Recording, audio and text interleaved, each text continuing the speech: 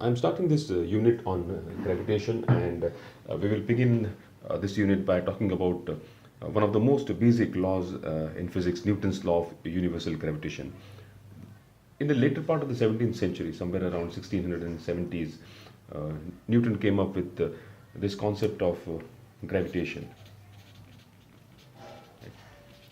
What he said was each particle of matter in the universe attracts every other particle. Right? Now that was a revolutionary idea at that point in time when he said that if you have one particular object anywhere in space and there's another object in space, these two have a force of attraction between them. Right? This attracts this object. This object also applies an attractive force onto this, and this particular force of attraction between any two objects having mass in the universe was given the name gravitation. Right? And he came up with this law of gravitation, which said something to this effect. It said that the force of attraction, and mind you, this force was only the force of attraction. There was never a force of repulsion. The force of attraction between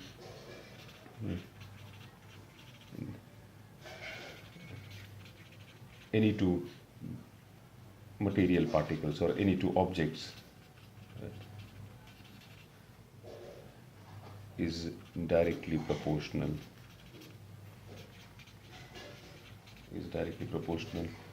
to the product of their masses,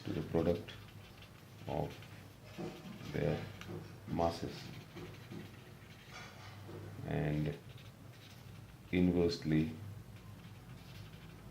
proportional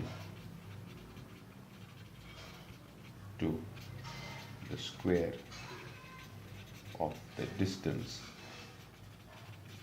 between the objects. Right? So this was the statement of Newton's law of gravitation, right?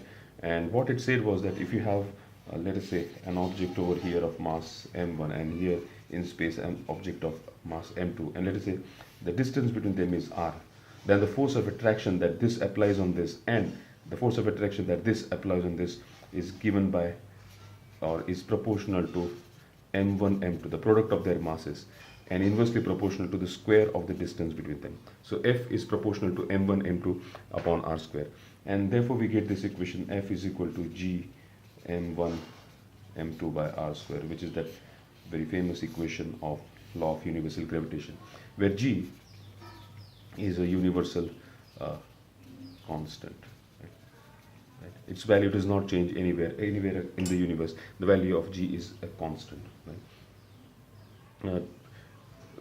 As a scientist and physicist studies Newton's law of gravitation, they did number of experiments, they did number of calculations, and it turned out that Newton's law of universal gravitation proved right in all the cases. For example, when they calculated the orbit and time period of artificial satellites, right? And the calculations were done on basis of Newton's law of gravitation. They were found to be correct. Also, this law was able to predict or able to explain the motion of moon and the sun. It was able to predict the solar and the lunar eclipse, and therefore the scientific community was more and more convinced about the veracity of Newton's universal law of gravitation, and therefore it came to be accepted in the scientific community. If you look at the vector form of Newton's law, then it can be given by F12 is equal to F21 with a negative sign, meaning the force of attraction which is applied on object 1 by object 2 is equal to the force of attraction applied by object 2 onto 1, of course with a negative sign because the directions are opposite. For example, this object applies a force onto this in this direction, right? Whereas this object would apply a force in this direction. Therefore their directions are opposite, and this negative sign indicates that these forces are acting opposite to each other. So this is the vector form of Newton's law of universal gravitation. Okay, coming back to the force of gravitation, right?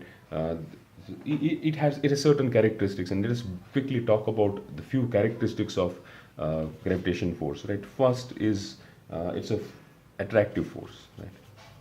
It's an attractive force always. Right. Second is that it is an action-reaction pair.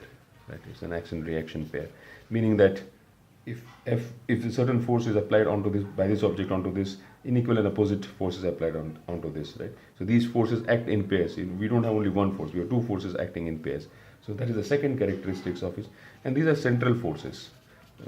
These are central forces. Central forces meaning the line of action of this force is across the line joining their center of masses. So example, if one object is this, the other object is say for example this, then if this is the center of masses, then the force of attraction or this gravitational force acts along this line which joins them, right?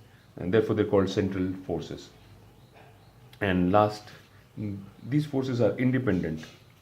They are independent of other masses around them, right? So these are some of the characteristics of the force of gravitation, right?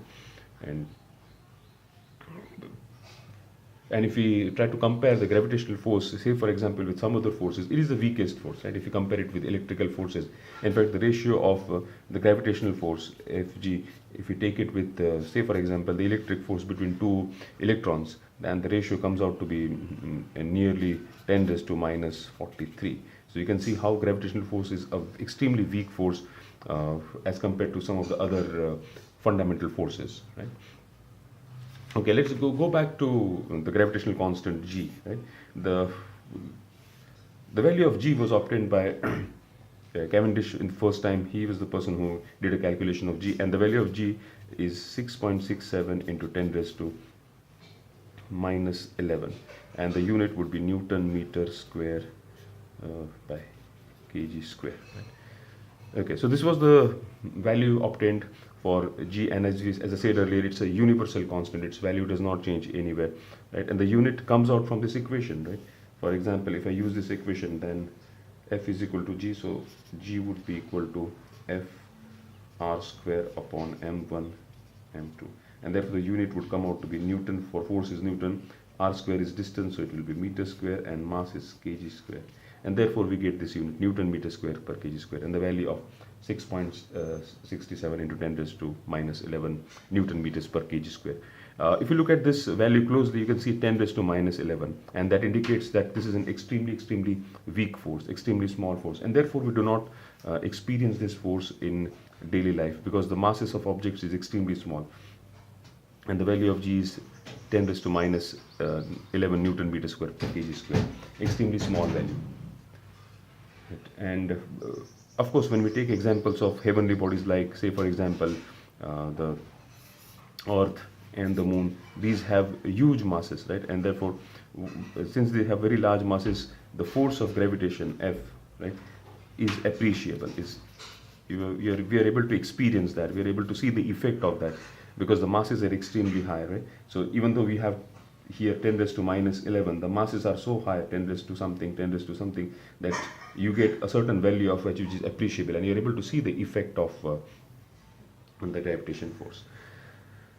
Okay, to summarize what we have done in this video is we have had an introduction to the concept of gravitation, the law of universal gravitation, and we looked at the equation for law of gravitation. We also looked at characteristics of gravitational force over here, right? And then we try to understand the relative value or the relative magnitude of force of gravitation, right? We will continue our discussion on gravitation in the next video. We will look at something known as gravity, right?